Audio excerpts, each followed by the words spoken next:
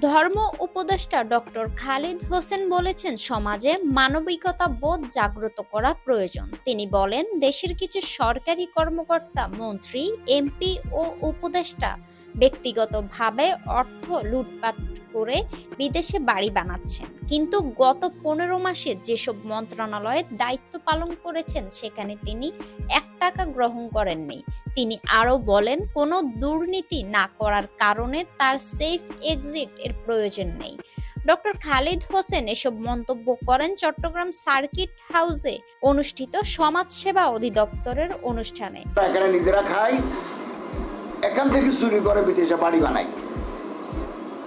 This practice, this culture must be changed for the greater interest of the nation. এত চোর কেন হয় দেশে? সরকারি অফিসাররা কেন চুরি করেন, টাকা মারেন? আমি উপদেষ্টা হয়ে কেন মারি? আমি যেদিন ঘোষণা করি যে আমি 1 টাকা ঘুষ খাই নাই বিগত 15 মাসে, 1 টাকা কাউকে দুর্নীতি করতে দিই নাই। কোনো অফিসার যদি দুর্নীতির সাথে যুক্ত থাকে, আমি জনপ্রশাসন সচিবকে পরে ট্রান্সফার করে দিয়েছি। সেখানে সুদমুক্ত ক্ষুদ্র ঋণ প্রশিক্ষণার্থীদের সনদ ও অনুদান বিতরণ করা হয়।